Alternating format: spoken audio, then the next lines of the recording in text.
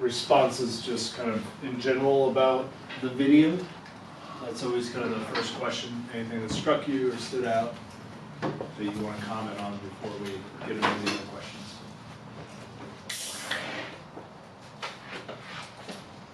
Quote from the beginning about the authoritative church. We were actually just talking about that as we were leading the last session.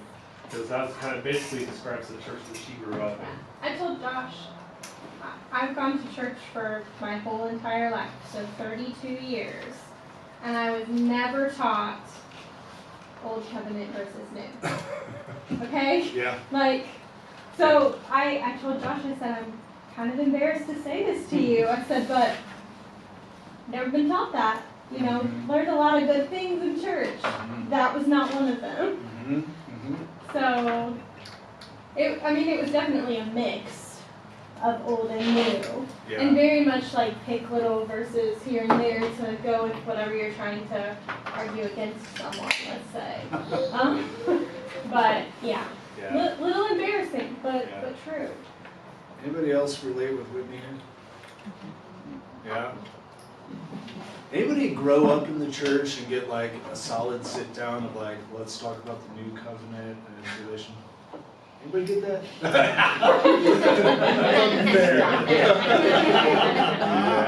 That's cheap. It's crazy, isn't it? Especially, I mean, if you find Andy's argument compelling, it's like, well, how in the world is that possible? It seems so essential once he kind of ties it together. And then his second claim, which is a big claim, which is so much of the problems with Christianity has to do with this dynamic. I mean, like every devotional I've ever been exposed to, it is a mix and match. And some of those have blessed me. So it's not saying, I mean, as you said, like there's good stuff. Doesn't mean we have to throw out the good stuff, but we're starting to see a fundamental issue in American Christianity. Yeah. Anybody else? Well, you have been able to make Old Testament a little more relevant with some of your messages, especially the whole series on Daniel, because that's way big Old Testament kind of stuff. But it made so much more sense the way you broke it down. And of course, the fun graphics help too. But, it really makes it easier to understand, and then it put it in perspective.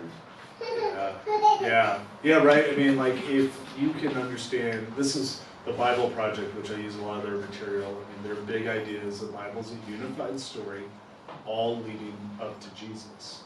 And so when you can understand the Old Testament in light of Jesus and who he was and his message, for me at least, the Old Testament becomes very helpful. I was just watching a video for our confirmation about how to read the Bible, and like the narrative, like the storylines, is one of the types of literature in the Bible.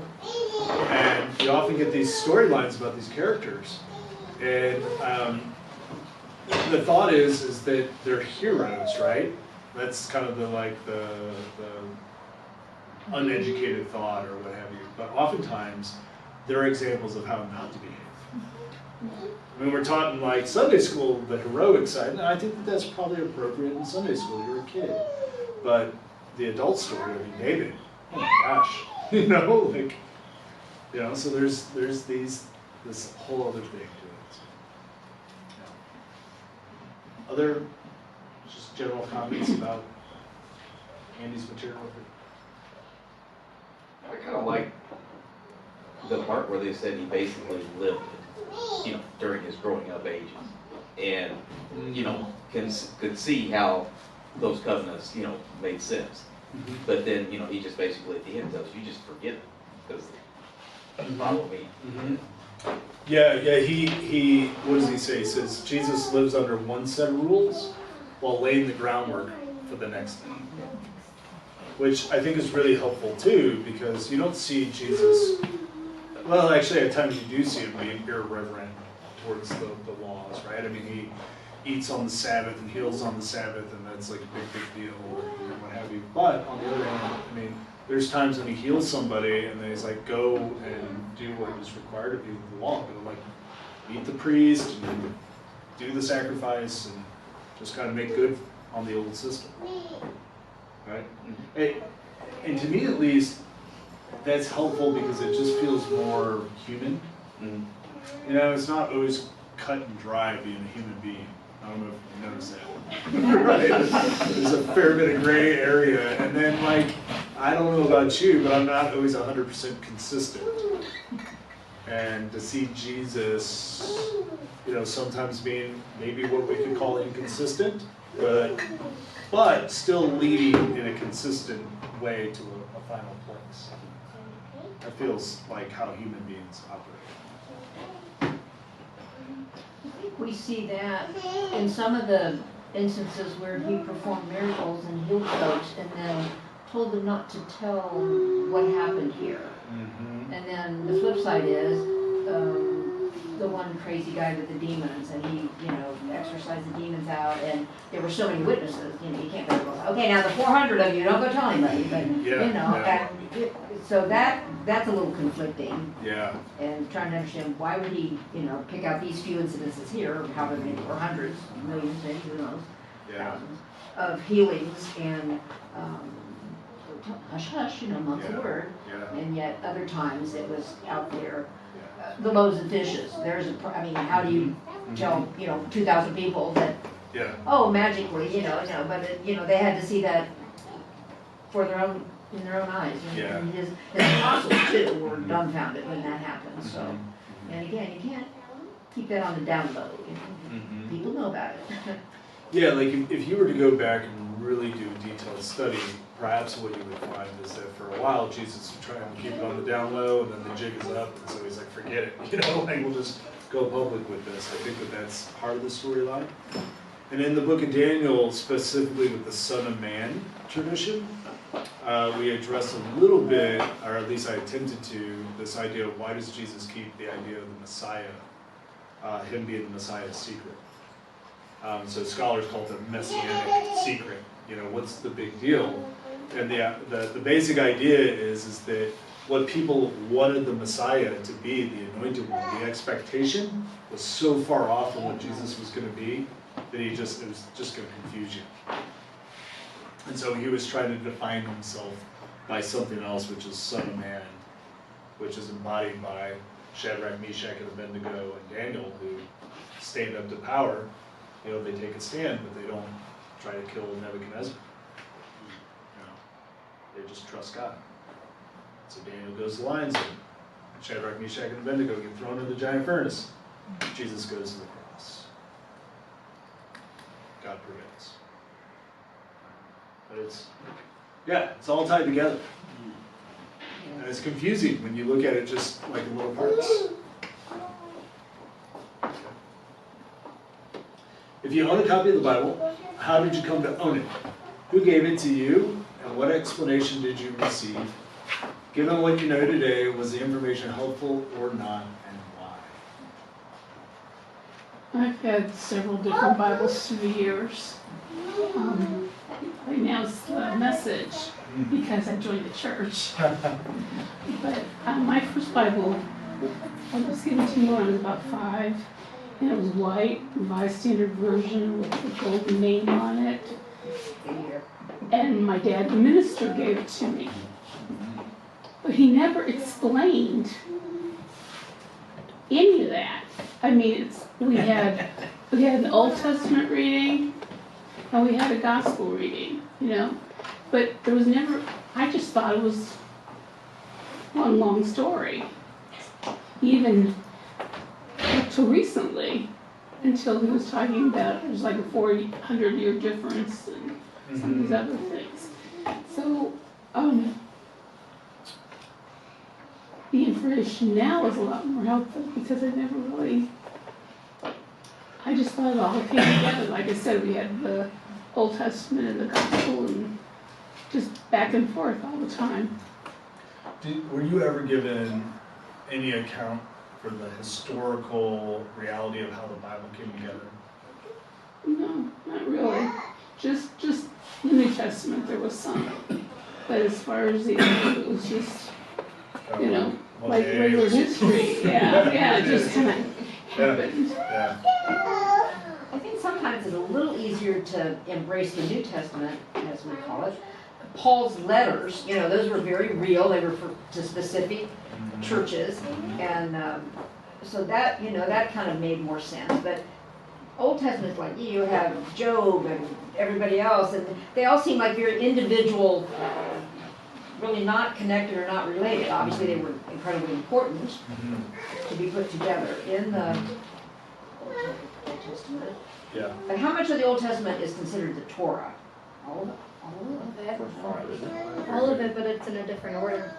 Okay. Close, yeah. So we just covered this with Olivia and other Command. So the Torah is the first 5 books. And you're thinking of Tanakh. Yeah. So what the Hebrew Bible is called in Hebrew is Tanakh. And this is an acronym.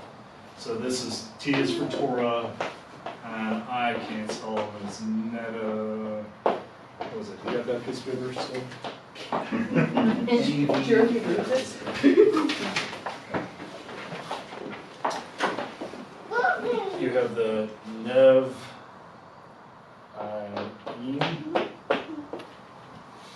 and then the Ket. And so this means, Torah means law. This means prophets. And this means writings. And this is a different order than what you would open up and see in your Protestant Bible. For example, Joshua, the book of Joshua. So, anybody know who Joshua is? Context of the Bible? Share with the group. What do you know about Joshua?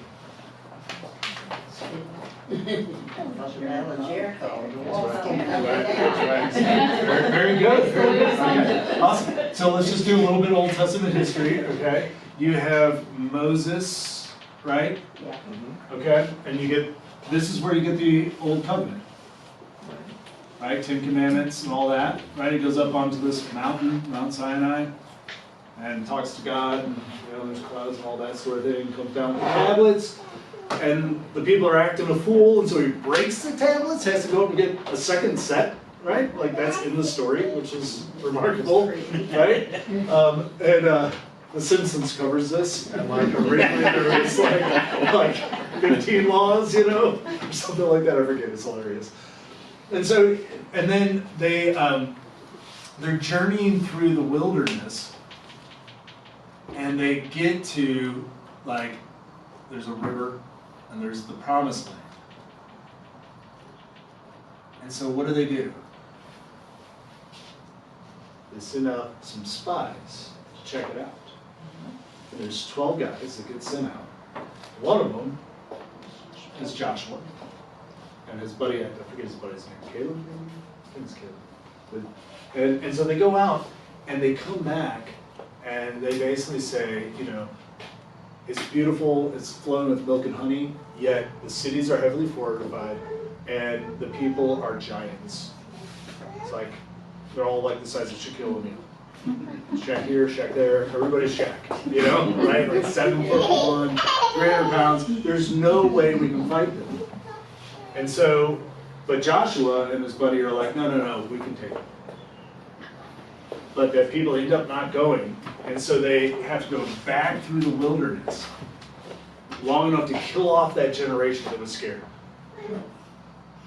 Okay? And then they finally go into the Promised Land, and Joshua leads the taking of Jericho and the other places that are in the Promised Land. And so, if I was to read this sounds like a historical book, right? But in the Tanakh, in the Hebrew version, it's considered a prophet. And I wish I could tell you why the Christian Bible orders this differently. There's an explanation, I just don't know. Even in seminary, they didn't teach race. Seems pretty relevant, doesn't it? Right? What I do know is that the very last book, I think about 75% of this is true, is Chronicles. And Chronicles is like a retelling of the story of like the kings. So if you were to read 1st and 2nd Kings, and then you were to read Chronicles right after it, you'd get bored because you'd be like, I just read this. Except, if you understand it in the context of all of this, this is the Bible Project and what they say, so go check it out, it's all free. But they talk about how Chronicles is wise it is at the end, because it actually gives this interpretive history of this whole storyline. And it points to the need for the Messiah. That it does something far cooler than just retell the story. So someday I'm going to dig into that. You'll know I'm digging into that because there'll be a sermon series about it. That's how it works for me. Keep going. Yeah. So, how do we do this? Oh yeah, we were just talking about Torah. So Sorry, I asked a question. Yeah. But that's good because the Torah refers to law and these first 5 books: Genesis, Exodus, Leviticus, Numbers, Deuteronomy. But it also refers specifically to the 613 laws of the Old Covenant. So it's kind of this term that can be used in 2 ways. That is used in 2 ways. And in Jesus, you'll hear him saying this. This is interesting. He talks often about the law and the prophets. That these 2 things together have formed the tradition that the Pharisees are trying to implement on everybody and have this very rigid view on. And so if you just pay attention to reading the Gospels, Jesus refers to the law and the prophets.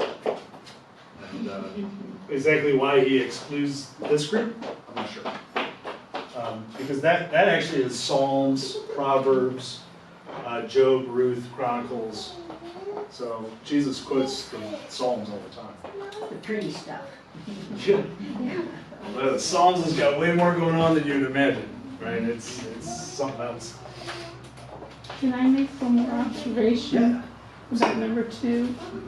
I think that it really does, it does children wrong, or teenagers wrong, because it's not defined. And I would, really up until recent adulthood, I thought, I could not figure out why God, with fire and brimstone, how he could love it just, I didn't know which to believe.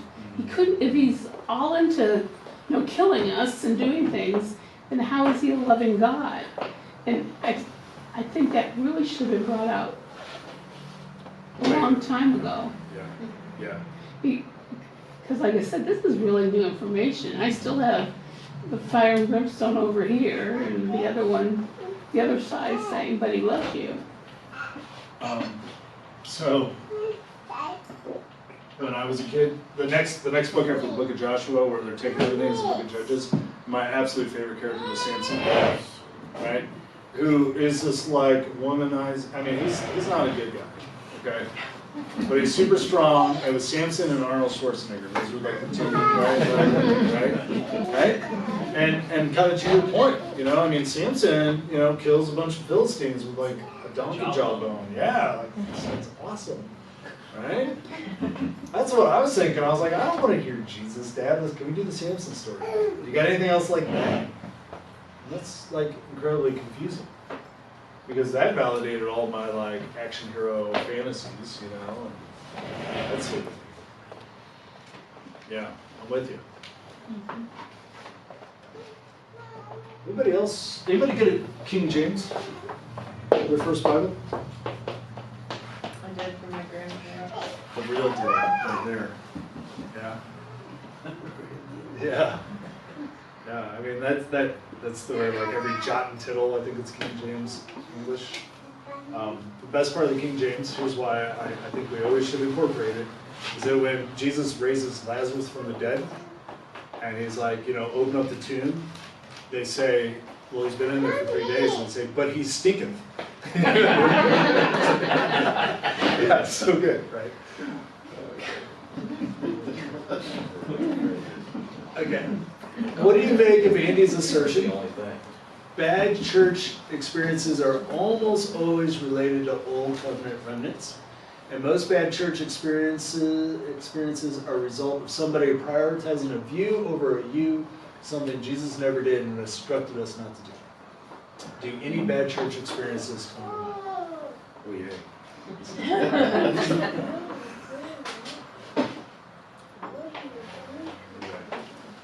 Yeah. I still to this day remember going to a new church for the first time, and it was like one of those super mega churches, you know the ones. And I walked in and I was super excited because I wanted to get to know people my age, and I just moved to Cincinnati. And the minister decided to give a sermon that was about why being gay was wrong, and then wanted anybody who felt the aversion to being gay to come and be prayed over so that they could get rid of it. And it was one of the weirdest experiences of my life. And then I don't know, I always related church back to that for years until I walked in here. It's always been that way that I thought about it, like.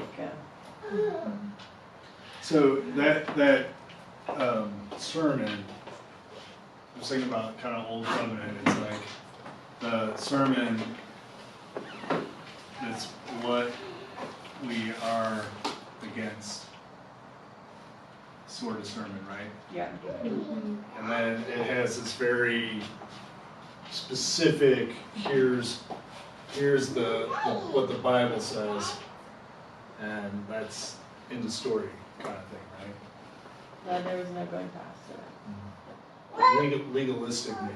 Right? Yeah. I was really blessed with the last church I was in. It was UCC, but it was open and affirming. So, and that was like the first time I ever realized. I always sat in there and always felt like, oh, he knows,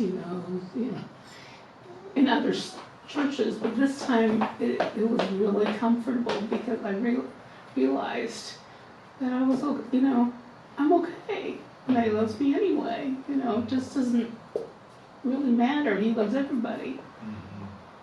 So I was a lot luckier that I had that before coming here. Yeah, it's this kind of us versus them,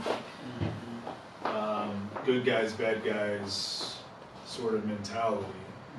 That much of the world is that way, isn't it?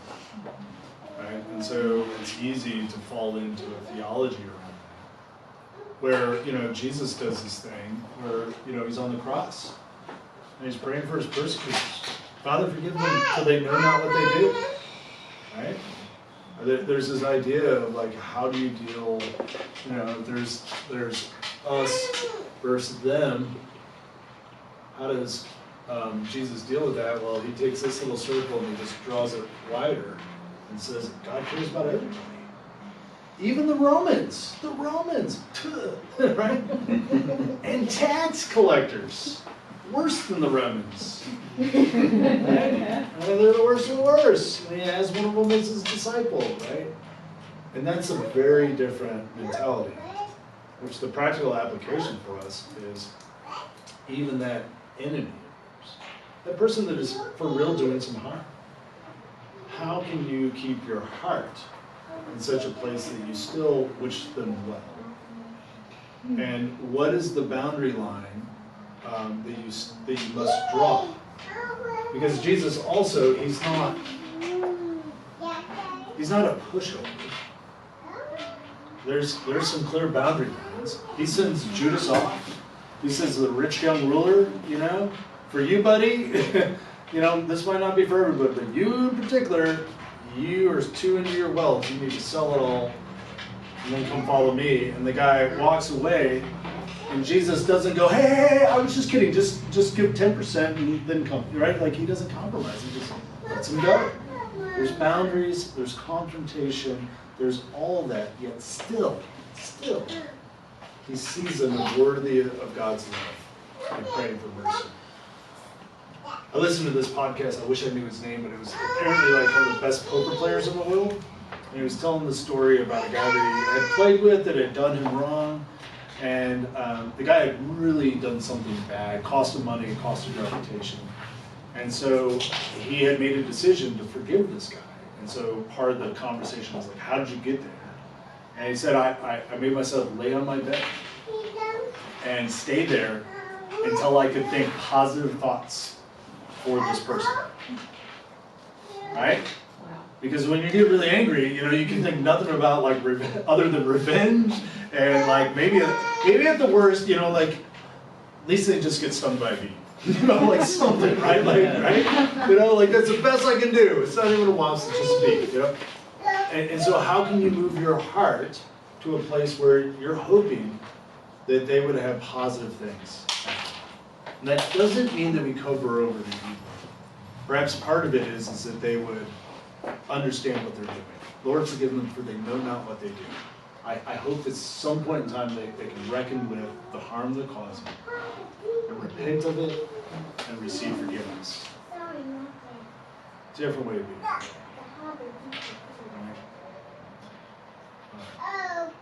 Bad church experiences related to old covenant sort of thing. Anybody else got one?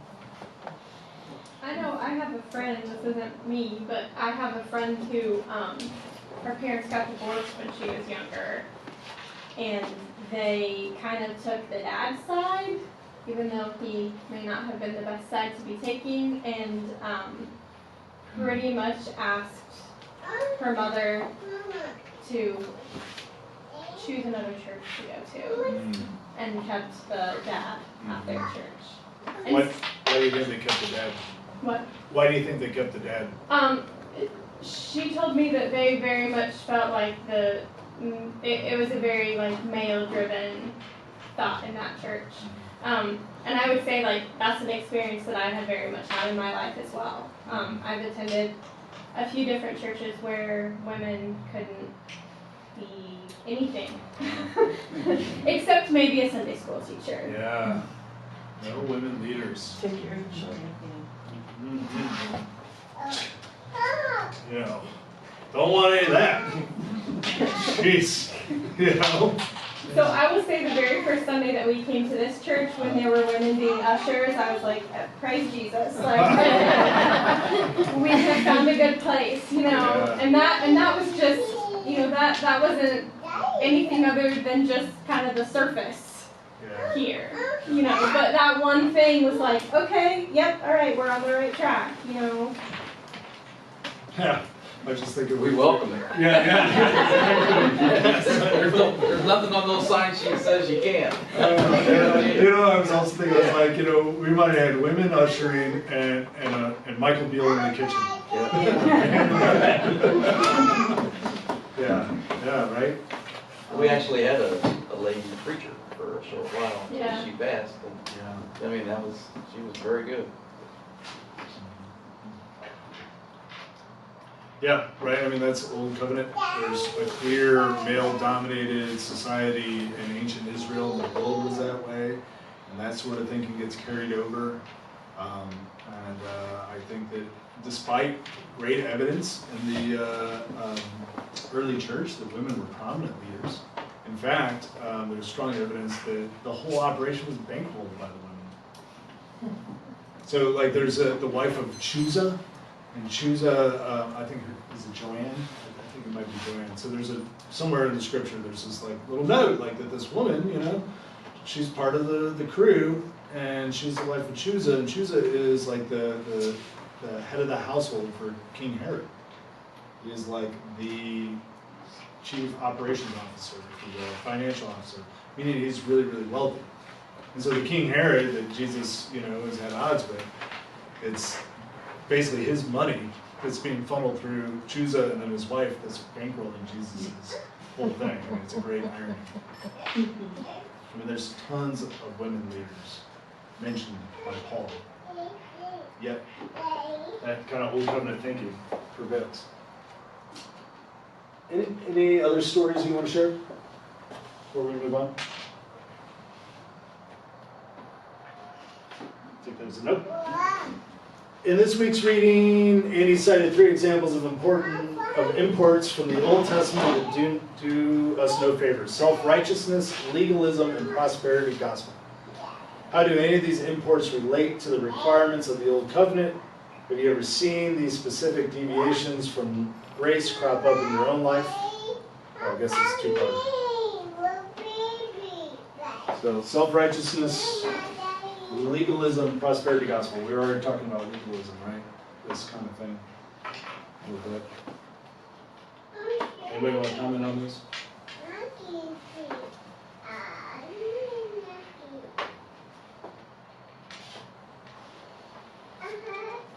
You guys want to talk about prosperity gospel? Awesome. So, yeah, what does that mean? What does that mean? Yeah, what does that mean? Does anybody know? Anybody got a take on that? So, Holly, if you would just give me $9.99, the good Lord's going to get that breakthrough for me. And my current private jet is not good enough. Give me it. And the Lord wants me, right? Right? Because I'm a minister of the Lord, and we need to represent the Lord. So a preacher man needs a brand new pair of shoes and a new Cadillac. And if you give to me, that would be the key to your breakthrough. Okay. Right? I mean, so that's like a lot of the televangelists. I mean, there was a news story, I forget the name of the fellow, but he was making a case that he needed another private jet. Yeah. Jimmy Baker. Yeah, that would be that, right? And so there's this manipulation and this idea that if you just follow the rules, then you will prosper. And that is rooted in Old Covenant. That would kind of be like on Facebook when it's like, if you love Jesus, share this post this. Share this post with your 10 friends, and God will give you that share. But if you don't that's exactly. So if you all ever send me one of those, and I don't share it, it's not because I don't love you. I just don't believe in that nonsense. At all, right? Yeah. So I mean that was let's kind of break down a little bit of what Andy was saying, which is we'll just do this. The Old Covenant, it is conditional.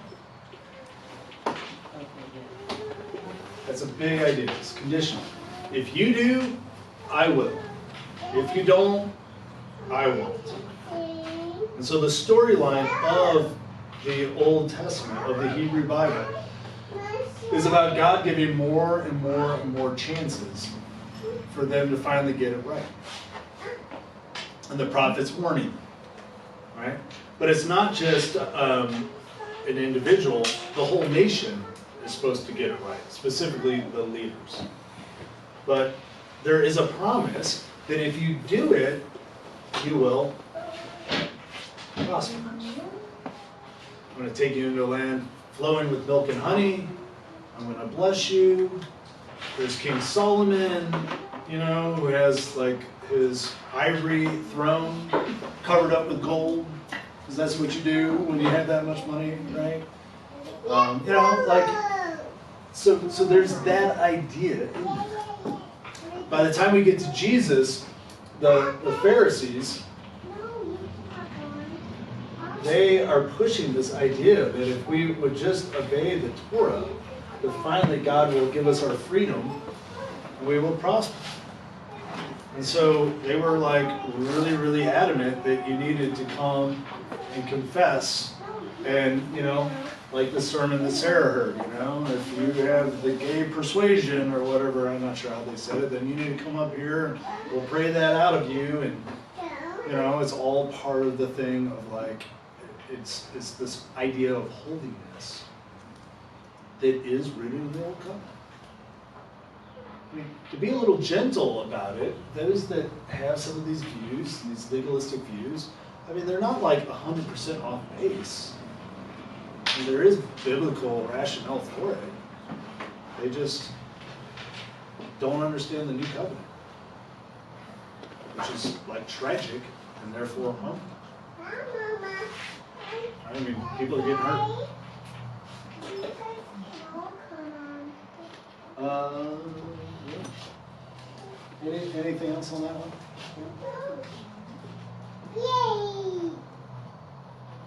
We understand prosperity gospel. Go ahead. Would that also include like in the Catholic Church, things like taking you out of purgatory and all of that business as well? Or would that be a different idea? Yeah, I'm not sure how, it feels like it's in the same neighborhood, right? Because the idea is that you're somehow able to earn God's favor, right? Yeah. And that you're going to pay for it, and that if I do this thing, then I'll get that thing. And so that's Old Covenant thinking for sure, right? And then, you know, it has to be through the church. So the way it worked, okay, there's a beauty to the Old Covenant and to the Torah. Because when you do something wrong, unless you're like a sociopath, like you feel some guilt, don't you? Right? And yeah, you should. I mean, it's how we're wired. And so if you're, you know, living in a world, especially like the ancient world, where man, there's way less security than there is now, and there's far more scarcity back then. You know, you're freaked out. And so, and all the other world religions are around you are telling that God is this vengeful God. I mean, that's the basic, you know, that doesn't care and that sort of thing. And so God has created a way for you to deal with your guilt and your sense of brokenness by simply coming and offering this burnt offering or this bit of your grain. And it deals with a very real human need that we all have. There's a beauty and there's a love there, right? So there's a goodness there. Unfortunately, it gets manipulated into something that it's not supposed to be. And then also it's like, well, I dealt with the thing I said yesterday, but I said like 4 things today, and so it becomes endless. That you had to go to that space, and you had to go to those priests, and it only could be done there, under those conditions. And that's part of what gets brought into the church, gets brought not just into the Catholic Church, but into the church. And this idea that, you know, one of the beliefs around the Eucharist, I think in some of Catholicism, is that is where you meet God's grace. So the sacrament is paramount, because by receiving, you know, the bread and the cup, that is receiving the grace of God. And it's only legit if it's done in like a recognized church with a recognized priest. You can't take communion if you haven't gone to confession. That's right. That's right. And you can't take it if you're not Catholic. Unless, right? So you can get a blessing. I think one of my most immature moments as a grown Christian, I was worshiping with some Catholic friends in Israel on a trip, and I came to the Mass. I wanted to be part of that. Homily was actually hilarious. But then when they did communion, I was told I couldn't receive it, but when I went up, I should go like this and I get a blessing. And I just sat in my pew and protested. Good Protestant. Protest that! I would choose differently these days because that doesn't feel like grace. But I disagree with that theology. It feels like Old Covenant. And kind of the flip side of that maybe is that when something bad happens, you are being punished. Mm-hmm. What did you do, Marge? Right? Yeah. You know what the book that's all about that? There's a book of the Old Testament. Yeah. That's right. Job's friends are dead on of how you should help a grieving friend for like a minute. They go wrong. So Job, has this tragedy in his life, and he's sitting on the floor. He's lost his family, his health, everything, right? He's on the floor with in ashes and sackcloth, which is the way they would grieve. They would tear their clothes and put on the sackcloth, put ashes on their head. And so, at least the way I remember the story is his friends show up, they see him, and they're like, sit down, dirt on their head. And we're just going to sit with you in it. Based on my training in chaplaincy, that's good. But then they start saying, hey, if you would just confess what you did, because obviously you did something, this wouldn't happen to you. Right? And then the inverse of prosperity gospel is, if good things are happening to you, you must be a righteous person. And what does Jesus say? Right? Like, there's an idea, if you're a good Christian, you won't have to suffer. That's not what Jesus teaches. You will suffer, he says. Who would sign up for this, by the way? You're going to suffer, right?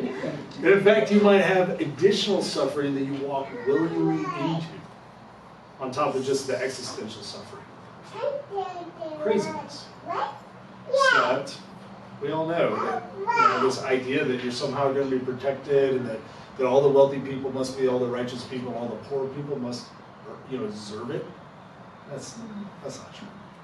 It's very convenient if you're wealthy.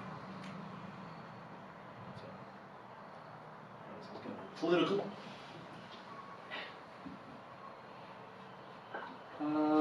All right. Would somebody read these paragraphs since I'm doing on top of it?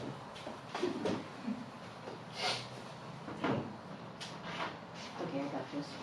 The justifications Christians have used since the 4th century to mistreat people find their roots in Old Covenant practices and values. As Andy mentioned in the introduction, imagine trying to leverage the Sermon on the Mount to start an inquisition, launch a crusade, or incite a pogrom against Jews. But reach back into the Old Covenant, and there's plenty to work with. But to be clear, he's not saying there's plenty to work with because God's covenant with Israel is flawed. Just the opposite. When understood in its ancient context, it was brilliant. For starters, what do you think would happen if someone tried to instigate discriminatory or hateful activity based on the contents of the Sermon on the Mount? Okay, that's good. So here is the beginning of the Beatitudes, and I thought that this would be fun. To see if anybody can come up with a way to persecute somebody based on any of these. Give it your best shot. Give it a shot.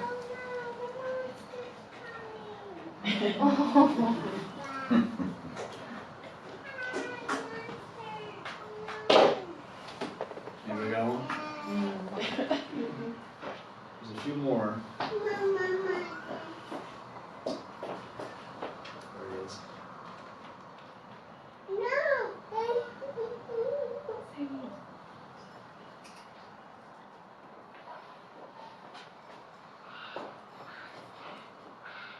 I got one. Hard to persecute somebody that's already left. Yeah.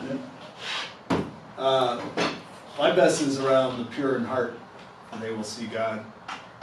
You're not pure in heart, you don't see God, so off with your head.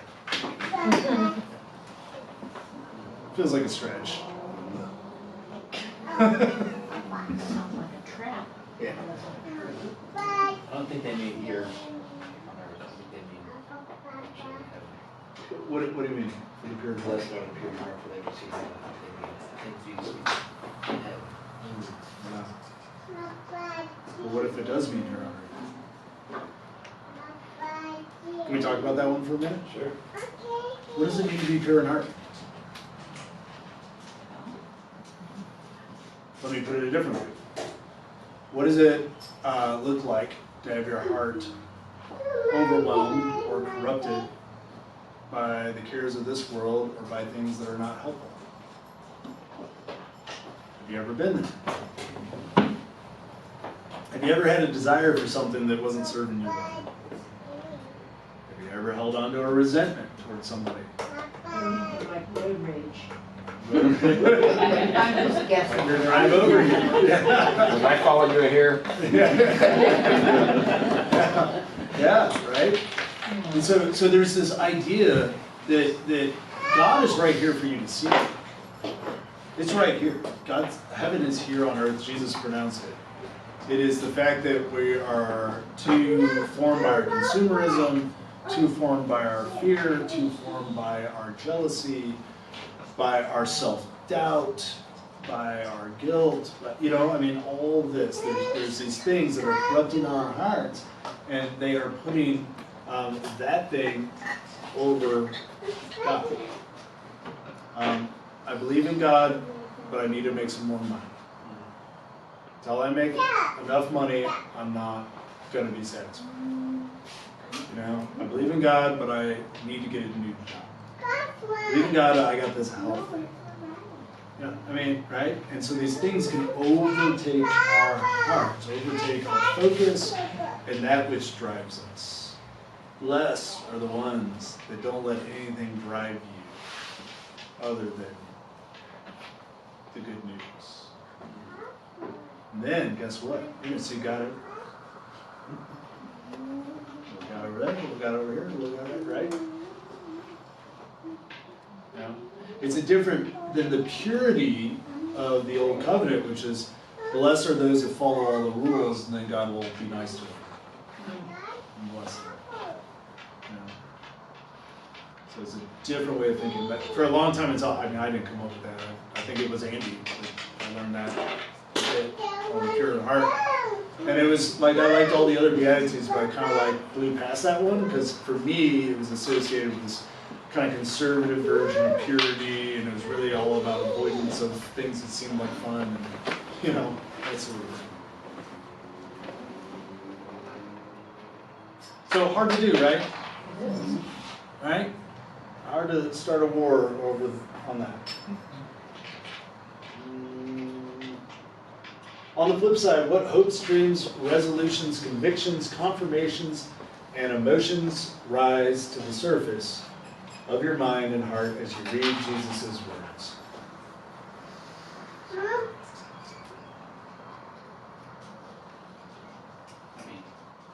We've all been in some of these categories before. That makes me hopeful. I've been poor in spirit before. So that makes me hopeful. I'm more. You know what I'm saying? So that makes me hopeful.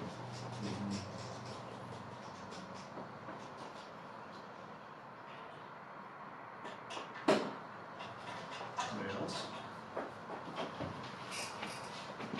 I think this goes back to what you kind of said earlier, that no matter what, this sounds weird even coming out of my mouth, but no matter what you think of yourself, that you're not worthy, that you're like the lowest of the low, you are not. And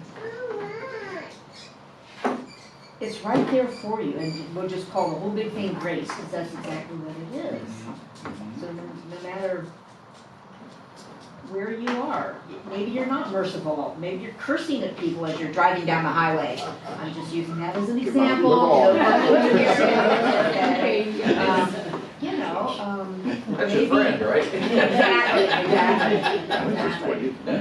And poor in spirit, every single one of us has had those lowest of the low times in our lives when we don't even think we have any spirit left, and yet,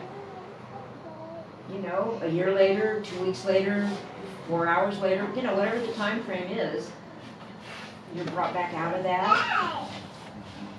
I don't know what it means to be meek. I've never had a meek moment in my life, so that one is kind of blown by me. But I love blessed are the merciful, because it does make you stop and examine yourself. Nobody else is going to examine you, what is mine, but we don't care. But for your own sake, have a little more kindness in there, and then you will be shown. And that does what is it? What goes around comes around. Absolutely, the good as well as the bad. But let's go for more good. I think he's just basically telling you that's the difference between the two covenants. This is my covenant. We're not doing the old one. You Yeah, know, this is yeah, what we need to be. yeah. Because this is like the opposite of love. Yeah. Yeah, right. He's laying the groundwork for this new way of being in the world. You know, when you think about Old Covenant, and we already talked about prosperity gospel, but there was self-righteousness was one of the outcomes. Right. So, if I follow all the rules, and but Andy's not, you know, I mean, how do I look at it? I can do it. Why can't you? Right? Exactly. Let's get him talking to Brett. You know what I mean? He's, right? And it's like, here I am, but I don't know Andy's story. I don't know what's going on with him, right? But it lends to self-righteousness. And I did it. And you know what else? I deserve some prosperity because look, I've been following all the rules. I mean, this is, you all know the story of the prodigal son. Yeah, right? The prodigal son.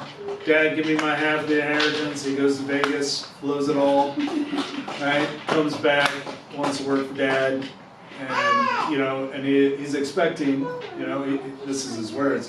He's rehearsing on the way home. I've sinned against God in heaven. I've sinned against you. I'm no longer worthy to be your son. The dad throws a party, and then who's the one person that won't come to the party? Brother, the rule follower, just like all the oldest in the room, right? And it's that mentality leads to this self-righteousness, and it leads to this just way of being in the world. But blessed are the poor in spirit. Blessed are the ones. Have you guys ever read the Message version of this? It's so good. The ones who are at the end of their rope. That's right. Let's take a look at that real quick.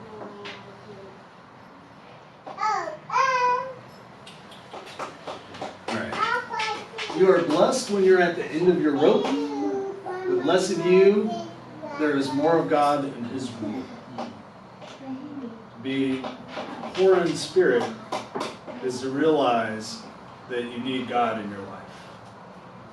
I try to start off almost every time I do the pastoral prayer with, thank you, God, for the gift of this day, for each day is a gift. It's precious. We know that life can change in a moment. Life is fragile. We are literally, not promised tomorrow. And so life is on loan. It's not your own, these sorts of mentalities. And so what if you were told that you're going to die today, and then you woke up tomorrow and you got one more day? That grateful heart. Hopefully you'll panic. But that grateful heart. And in true reality, this is not even a religious thought. That is the truth. Something could happen today. I was working in the hospital one night, and guy comes in. He's crying. He's, a family member. And so I get called, the chaplain. And his girlfriend, mother of their 2 children, she's like 32, had brain aneurysm. And she was on life support when they brought her in, but she was dead within an hour. Healthy, like that. I didn't even know what a brain aneurysm was. Googled it, So, right? That's life. So blessed are the poor in spirit. You're blessed when you're at the end of your rope. With less of you, there's more of God and His rule. You're blessed when you feel you've lost what is most dear to you. Only then can you be embraced by the one most dear to you. Right? Sometimes in that grief, you can't depend on that loved one anymore. And so you're dependent on God. And that experience that God is actually sufficient in this time of need is a powerful experience. You're blessed when you're content with just who you are, no more, no less. That's the moment you find yourself proud owners of everything that can't be bought. That's the meek man, I think. Another word for meek is humble. Sometimes translations are used. And how often do we miss the beauty and the joy in a moment because we're thinking, I shouldn't have to put up with this crap. Traffic, me, a red light, Yeah. birds are chirping, the sun's shining, you know, it's gorgeous out. And you're all ticked off because, you know, you're thinking somehow you're above it all. Or like this job I'm putting up with, or this person, or this cold, or this whatever. And it is our pride and our sense that we should have to put up with this fill in the blank. But the humble. Jesus later says, after the Beatitudes, he makes a statement around like, you're a city on a hill. Cities aren't put in random places. They're strategically placed. Before I worked here, I worked at Starbucks to try to get some health insurance. And I had just finished the chaplaincy work, you know, so in the hospital I had like tons of responsibility. Wore like a suit coat and felt important. And then here I am like learning to make sugary drinks from a 19-year-old who was my boss.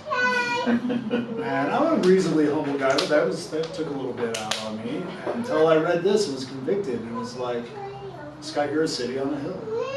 You're strategically placed in that place with these people for this time, and you'll be there for as long as you need to be, but don't waste the opportunity. Changed my whole outlook and presence. Oh, funny, for tangent. Could we do something like this, print something like this, and hand it out and put the bags at the food pantry? See why not? Instead of the 10 Commandments, the Beatitudes. Right? Yeah. And That then makes so much more sense. Yeah. Yeah. that translation, because that like right now, that makes sense. Yeah. Yeah. Eugene Peterson nails it most of the time. That's his Bible is good. Yeah, it's good Matter of stuff. fact, could we send it to Congress? Yeah, that would be nice. Yeah. Stamp it on their forehead backwards so they can read it? I mean,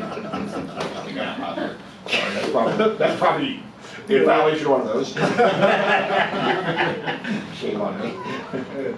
So this is the third session. We got 3 more. This is working for you all so far? Let us pray. Gracious Lord, we thank you for this resource and for this space to gather in, this building where your church gathers. It is a sacred space because of the love and the care that is shared here. Help us to be like your Son, Jesus. Help us to know that each day is a gift, to live with gratitude in our hearts and a deep trust that you are a loving God who loves everyone, even those that we have trouble. God, I pray that your Spirit would continue to move in this group, and that out of this group, your Spirit would move through our church and through our communities, so that people can know the good news of your new covenant and be free. In Christ's name, amen.